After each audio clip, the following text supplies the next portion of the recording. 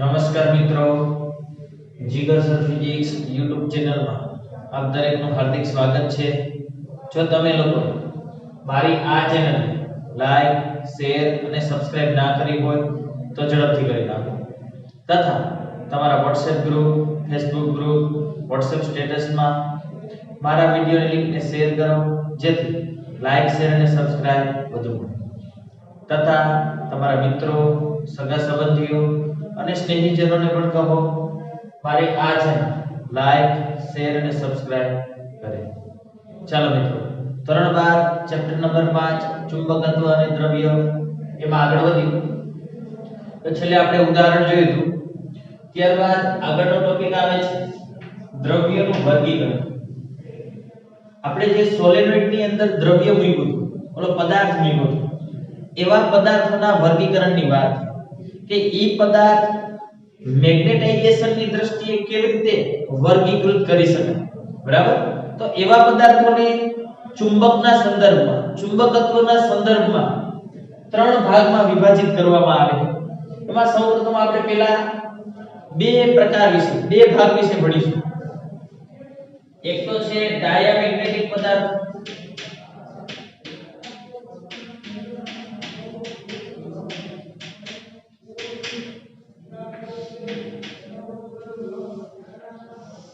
ત્યાર પછી આપણે ભણીશું પેરામેગ્નેટિક પદાર્થ।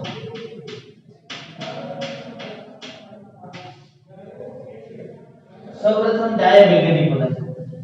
હવે જો આ પ્રશ્નને હું તમને પોઈન્ટ વાઇઝ, એકદમ પોઈન્ટ વાઇઝ અને મુદ્દાસર તમને વિભાજિત કરી દઉં એટલા માટે તમને સરળતાથી યાદ રહી જાય, બરાબર?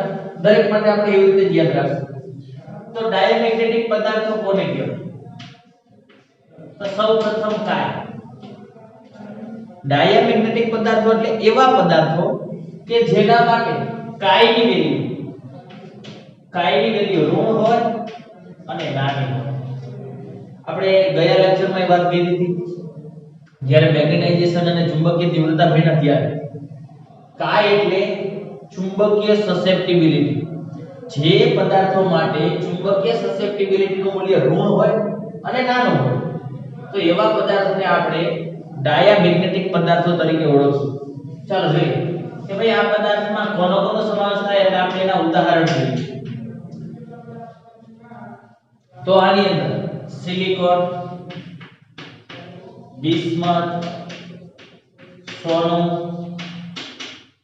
ચાંદી,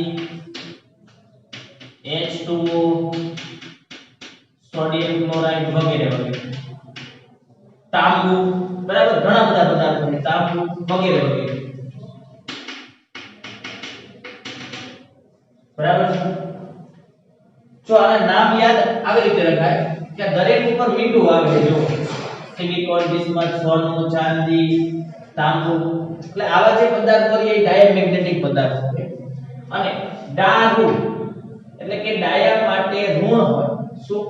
તો કે ચુંબકીય સસેપ્ટિબિલિટી, કાયની વેલ્યુ ઋણ હોય। એટલે આવી રીતે હું યાદ રાખું, તમે પણ આવી રીતે યાદ રાખશો, બરાબર? એના ઉદાહરણ યાદ રાખશો કે આ બધા પદાર્થો રહ્યા એ ડાયામેગ્નેટિક પદાર્થોમાં સમાવેશ કરવામાં આવે। ત્યાર પછી આવા પદાર્થોને નિયમિત ચુંબકીય ક્ષેત્રમાં મૂકવામાં આવે તો શું થાય? નિયમિત ચુંબકીય ક્ષેત્રમાં।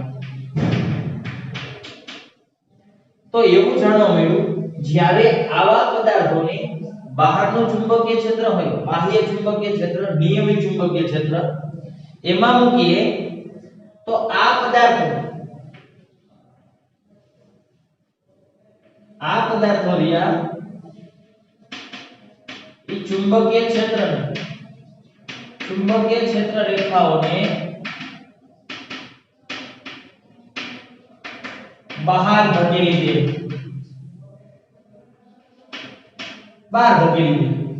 પોતાનાથી દૂર ધક્કો મારે આ પદાર્થ। એનો અર્થ એવો થાય કે આ પદાર્થો રહ્યા એ ચુંબકીય ક્ષેત્રને અપાકર્ષે,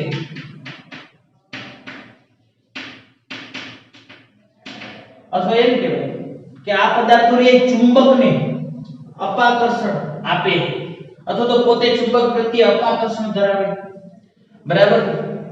અને બહાર ધકેલી દે એટલે એને આપણે આ રીતે દોરી શકીએ. દાખલા તરીકે આ કોઈ પદાર્થ લીધો, ડાયમેગ્નેટિક પદાર્થ, તો અહીંયા ક્ષેત્ર રેખા આ રીતે પસાર થતી હોય દરેક જગ્યાએ, પણ આ શું કરે, ક્ષેત્ર રેખાઓને બહાર ધકેલી દે, બહાર ધક્કો માર દે, એટલે પોતાની અંદર ચુંબકીય ક્ષેત્રની તીવ્રતા કેવી થઈ જાય?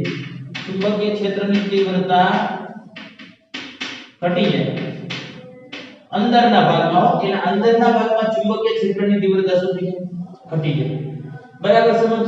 કેટલી ઘટે તો યાદ રાખશું 10 ની 5 ઘાતના ભાગમાં 1 જેટલી ઘટે. આનો અર્થ શું થાય કે ભાઈ 10 ની 5 ઘાત જેટલું ચુંબકીય ક્ષેત્ર પ્રબળ હોય ત્યારે, અથવા તો આને એમ પણ કહી શકાય કે 10 ની 5 ઘાત જેટલી ક્ષેત્ર રેખાઓ તમે પસાર કરો તો એમાંથી એક ક્ષેત્ર રેખાઓને બહાર તરફ ધકેલી દે, અથવા તો એમ કહેવાય કે આ 10 ની 5 ઘાત આ ખરેખરના કાયના મૂલ્ય ઉપરથી આ વસ્તુ આપેલી છે, એના કાયના મૂલ્ય ઉપરથી આ વસ્તુ આપેલી, એટલે એમ કહેવાય કે એના અંદરના ભાગમાં 10 ની 5 ઘાતમાંથી માંડ 1 જેટલી તીવ્રતા હોય અંદરના ભાગમાં, બાકી બધાને બહાર ધકેલી દે. બરાબર? એટલે યાદ રાખો, કદાચ એમસીક્યુ સ્વરૂપે પૂછાય તો તમને ખ્યાલ આવે. બરાબર? માંડ 1 જેટલી અંદર પસાર થવા દે, 10 ની 5 ઘાત પસાર કરો એમાંથી બાકીની બધી બહાર ધકેલી દે, એક અંદર જાય એટલે ખૂબ ઓછી તીવ્રતા હોય અંદરના. આવું જોવા મળે જો એને નિયમિત ચુંબકીય ક્ષેત્રમાં મૂકી દો. તો અનિયમિત ચુંબકીય ક્ષેત્રમાં મૂકી તો શું થાય? અનિયમિત ચુંબકીય ક્ષેત્રમાં મૂકી દો,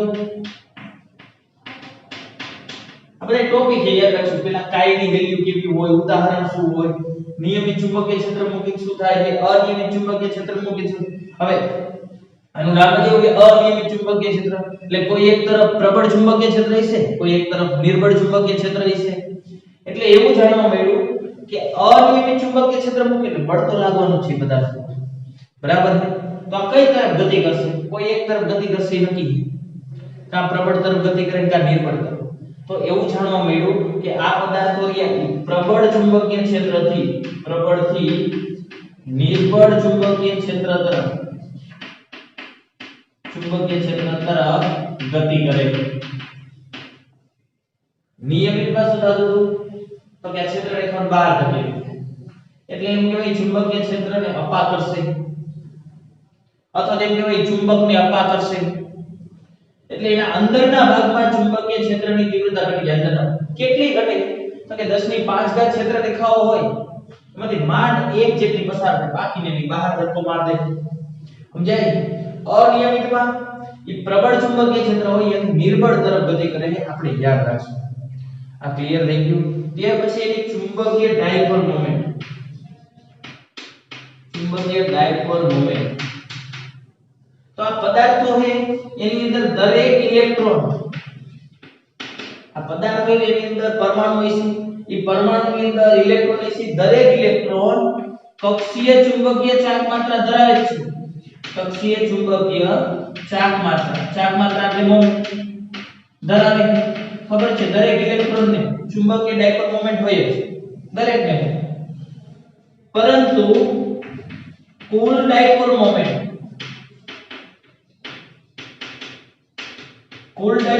શૂન્ય હોય. કેમ? કારણ કે દરેક ઇલેક્ટ્રોનની ચુંબકીય ચાર્જ માત્રા છે, પણ દરેક ઇલેક્ટ્રોન માટે એક ઇલેક્ટ્રોનની ચુંબકીય ચાર્જ માત્રા આ દિશામાં છે, બીજાની આ દિશામાં છે, એકની આમ છે, એકની આમ છે, એકની આમ છે, તો બીજાની આમ છે, એકની આમ છે, તો આમ છે, એકાદાની આમ છે, તો આમ છે. એટલે કુલ ડાયપોલ મોમેન્ટનો સરવાળો કરો, કુલ એટલે આખા પદાર્થનો, તો કુલ ડાયપોલ મોમેન્ટ તો 0 જ થાય. યાદ રાખશું આપણે પરિણામી ડાયપોલ મોમેન્ટ, પરિણામી ચુંબકીય ચાર્જ માત્રા શૂન્ય હોય. ખબર પડી ગઈ? તો આ 4-5 પોઈન્ટ છે આવી રીતે જ યાદ રાખશું આપણે. આ ખબર પડી ગઈ? ત્યાર પછી આગળનો પોઈન્ટ છે સુપર કંડક્ટર. આ એક યાદ રાખજો. સુપર કંડક્ટર એટલે અતિવાહક. સુપર એટલે અતિ, કંડક્ટર એટલે વાહક. જે સરળતાથી પ્રવાહનું વહન કરતા એવા અતિવાહકની વાત છે. સુપર કંડક્ટર એ પણ ડાયામેગ્નેટિક પદાર્થો જ છે, પરંતુ આ સ્પેશિયલ પ્રકારના કે જેના માટે કાઈની વેલ્યુ -1 હોય. ઠીક છે? ઋણમાં તો હોય પણ આના માટે વેલ્યુ -1 હોય. તો હવે મને કયો તો તમને ખબર છે μr કેટલા થાય? તો કે 1 પ્લસ કાઈ થાય 1 પ્લસ તો 1 કાઈ એટલે -1 મૂકી દીધા એટલે μr 0 સુપર કંડક્ટર એટલે એવા પદાર્થો કે જેના માટે ચુંબકીય સસેપ્ટિબિલિટી માઈનસ છે તો μr ની વેલ્યુ 0 થઈ જાય એટલે કે સાપેક્ષ પરમિએબિલિટી 0 હોય તો આવા પદાર્થોને આપણે સુપર કંડક્ટર કહીએ છીએ અને આની ખાસિયત શું આ પદાર્થો હતા ને 10 ની 5 ઘાત ક્ષેત્ર રેખાઓ એમાંથી માંડ એક જ અંદર પસાર કરો બાકીના બધાને ધક્કો મારો પણ આ સંપૂર્ણતઃ દરેક ક્ષેત્ર રેખાને બહાર ધકેલી દે દરેક ક્ષેત્ર રેખાને બહાર ધકેલી દે એટલે તો એને સુપર કંડક્ટર કહેવામાં આવે સુપર કંડક્ટર એ બધી ક્ષેત્ર રેખાઓને બહાર ધકેલી દે પૂરેપૂરી એક પણ ક્ષેત્ર રેખાઓને પોતાનામાંથી પસાર થવા દેતા નથી અને આવી અસર સૌપ્રથમ મિઝનર નામના વૈજ્ઞાનિકે શોધી હતી મિઝનર એટલે શોધકના નામ પરથી આ ઘટનાને ક્ષેત્ર રેખા બહાર ધકેલી દેવાની ઘટનાને મિઝનર અસર કહેવામાં આવે મિઝનર અસર કહે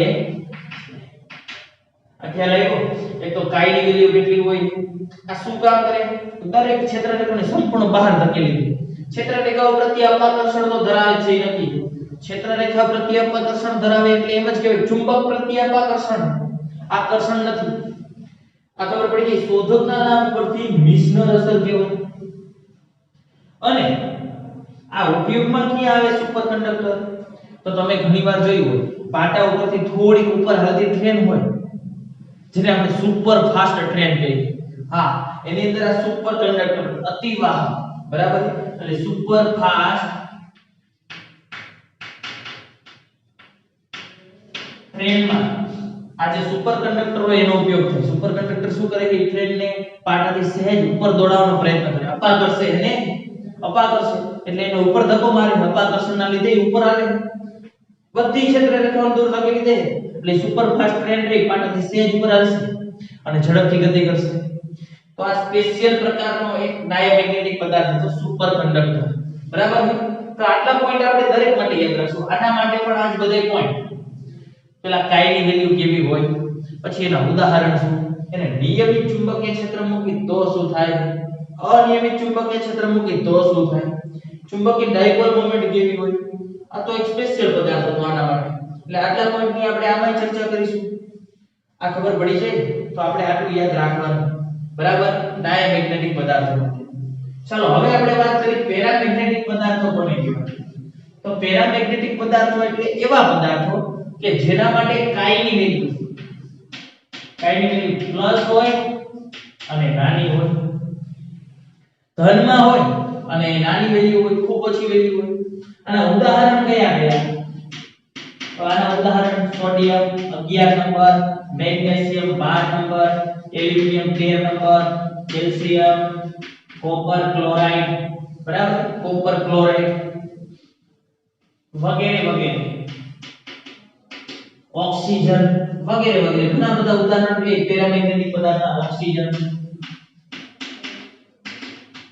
રેડી વગેરે આ બધા ઉદાહરણો રહ્યા એ પેરામેગ્નેટિક પદાર્થના 11 12 13 પછી કેલ્શિયમ આ બધા આવી ગયા પછી કોપર ક્લોરાઇડ અને ઓક્સિજન આમાં સોડિયમ ક્લોરાઇડ આ ખબર પડી છે આ પેરામેગ્નેટિક પદાર્થના ઉદાહરણ ચાલો આ પદાર્થને નિયમિત ચુંબકીય ક્ષેત્રમાં મૂકી તો શું થાય નિયમિત ચુંબકીય ક્ષેત્રમાં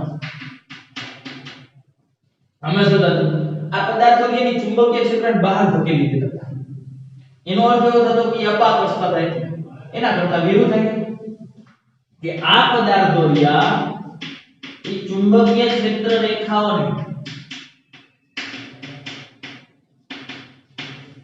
કેન્દ્રિત કરે કેન્દ્રિત એટલે ભેગી કરે બહાર નથી ધકેલતા આ બહાર ધક્કો મારતા હતા આ અંદર તરફ કેન્દ્રિત કરે ભેગી કરે એટલે અંદરના ભાગમાં ચુંબકીય ક્ષેત્રની તીવ્રતા કેવી થઈ જશે તીવ્રતા પ્રબળ થઈ જાય કેટલી પ્રબળ થાય જેટલી આ ઘટતી એટલી આ પ્રબળ થાય એટલે 10 ની 5 ભાગમાં 1 જેટલી પ્રબળ થાય વધારે મતલબ કે 10 ની 5 ઘાત ક્ષેત્ર રેખાઓ પસાર કરો તો માંડ એક ક્ષેત્ર રેખા આ કેસમાં બહાર રહેશે બાકીની બધી અંદર રહેશે માંડ 10 ની 5 જ ક્ષેત્ર રેખા હોય તો માંડ એક જ ક્ષેત્ર રેખા બારી છે બાકી બધી ભેગી છે એટલે આની આકૃતિ દોરી આ રીતે દોરે દાખલા તરીકે આ પેરામેગ્નેટિક પદાર્થ છે નિયમિત ચુંબકીય ક્ષેત્ર દોરો તો આની બધી ક્ષેત્ર રેખાઓ અંદરથી પસાર થતી છે મોટા ભાગની બધી કોક ક્ષેત્ર રેખા હોય બહારથી પસાર થાય બાકી મોટા ભાગની અંદરથી પસાર થાય આ કે આ ખેંચે આ દૂર ધક્કો મારતો તો આનો અર્થ શું થયો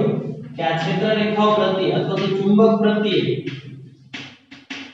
પ્રત્યે આકર્ષણ ધરાવે કારણ કે ક્ષેત્ર રેખાઓ ખેંચે છે એટલે એમ કહેવાય ચુંબક પ્રત્યે અથવા તો ચુંબકીય ક્ષેત્ર પ્રત્યે આકર્ષણ ધરાવે જેવા આ મુદ્દા છે એવા જ આના થોડાક અલગ પણ કેમાં કયો મુદ્દો આવે એ આપણે ખૂંચીને યાદ રાખવું પડશે બરાબર ચાલો ત્યાર પછી અનિયમિત ચુંબકીય ક્ષેત્ર મૂકી તો શું થાય અનિયમિત ચુંબકીય ક્ષેત્ર ચાલો આ શું કરતું પ્રબળ થી નિર્બળ એ તો નક્કી છે અનિયમિત એટલે કોઈ એક બાજુ વધુ ચુંબકીય ક્ષેત્ર હશે કોઈ એક બાજુ ઓછું ચુંબકીય ક્ષેત્ર હશે એટલે એ ચુંબકના બંને સોરી પદાર્થના બંને છેડા ઉપર જે બળ લાગે એ બળ અસમાન મૂલ્યનું થઈ જાય એક તરફ વધુ હોય છે એક તરફ ઓછું એટલે એ તો નક્કી છે કે કોઈ એક તરફ ગતિ કરે આ કેસ હોય કે આ કેસ હોય એક તરફ ગતિ કરે અને આ કેમ નબળા તરફ જ ગતિ કરતો હતો એ તો નક્કી ચુંબકને અપાકર્ષણ અપાકર્ષણ કે તરફ થાય જે નબળું ચુંબકીય ક્ષેત્ર પ્રબળ હશે પ્રબળ ચુંબકીય ક્ષેત્ર તો એ ખેંચે પણ આ તો અપાકર્ષણ કરે એટલે આ તો નબળા તરફ જ ગતિ કરે આ નબળા તરફ ગતિ કરે કારણ કે પ્રબળ ચુંબકીય ક્ષેત્ર આકર્ષે અને આ તો અપાકર્ષણ ધરાવે એટલે એનાથી દૂર જવાનો પ્રયત્ન કરશે મતલબ જ્યાં ચુંબકીય ક્ષેત્ર ઓછું હોય તરફ અને આને ચુંબકીય ક્ષેત્ર ગમતું જ નથી એટલે આ નિર્બળ તરફ ગતિ કરશે હંમેશા નિર્બળ તરફ આ શું થાય છે આને તો ચુંબક ગમે છે આકર્ષણ થાય છે એટલે આ તો પ્રબળ તરફ ગતિ કરશે કારણ કે જ્યાં વધુ ચુંબકીય ક્ષેત્ર ત્યાં એને મજા આવશે સમજ્યા એટલે પેરા જે પ્રબળ તરફ ગતિ કરે એટલે નિર્બળ થી પ્રબળ ચુંબકીય ક્ષેત્ર તરફ ગતિ કરશે ધ્યાન રાખો કમ્પ્લીટ જેવું આ છે એવું આ પણ આના કરતા તદ્દન ઉલટું ચલો ચુંબકીય ડાયપોલ મોમેન્ટ તો આમાં શું થાય ચુંબકીય ડાયપોલ મોમેન્ટ જોઈ લો તો આમાં પણ સેમ છે કે ભાઈ દરેક પરમાણુ હોય છે કે દરેક ઇલેક્ટ્રોન દરેક પરમાણુ કાયમી ચુંબકીય ડાયપોલ મોમેન્ટ હોય જ છે ચુંબકીય ડાયપોલ મોમેન્ટ હોય જ એટલે દરેક પરમાણુની ડાયપોલ મોમેન્ટ છે પણ ઉષ્મીય ઊર્જાને લીધે તે અસ્તવ્યસ્ત દિશામાં હોય મતલબ કંઈક તો પદાર્થનું કંઈક તો તાપમાનના લીધે 1/2 mv² = 3/2 kbt મુજબ ગતિ ઊર્જા હોય એટલે એના જે ડાયપોલ રે ડાયપોલ ગતિ કરતી હોય એક દિશામાં ન ગોઠવેલી ગતિ ગમે તે દિશામાં ગોઠવાઈ જાય છે એટલે એક આ દિશામાં છે તો એક આ દિશામાં એક આગળ છે એક પાછળ એક ઉપર છે એક નીચે એક આ તરફ તો એક આ તરફ એટલે કુલ ડાયપોલ મોમેન્ટ કેવી થઈ જાય આમાં પણ તેની કુલ ડાયપોલ મોમેન્ટ અથવા તો એમ કહેવાય એનું મેગ્નેટાઇઝેશન જીરો મેગ્નેટાઇઝેશન એટલે શું થાય કુલ ડાયપોલ મોમેન્ટ ના છેદમાં કદ તો કુલ ડાયપોલ મોમેન્ટ 0 એટલે મેગ્નેટાઇઝેશન 0 જ કહેવાય બરાબર ને પૂરા દે જેવું આ છે એવું આ તો એક સ્પેશિયલ કેસ હતો આના માટે આવો કોઈ સ્પેશિયલ કેસ નથી બરાબર ને તો આ રીતે આપણે પોઈન્ટ વાઇઝ જ યાદ રાખશું તો ફટાફટ આ પ્રશ્ન સરળતાથી યાદ રહી જશે એટલે એમસીક્યુ માં કે ગુજકેટમાં પૂછા તો તમને કામ લાગે ખ્યાલ આવી ગયો અને આ પ્રશ્ન બોર્ડની એક્ઝામમાં નથી પૂછાવાનો ગુજરાત બોર્ડની એક્ઝામ કારણ કે એને કાઢી નાખ્યું પરંતુ એમસીક્યુ પૂછાય છે એટલે આપણે આવી રીતે તૈયાર કરશું બરાબર છે અને બાકીની જે ચર્ચા છે એ આપણે આવતા લેક્ચરમાં કરીશું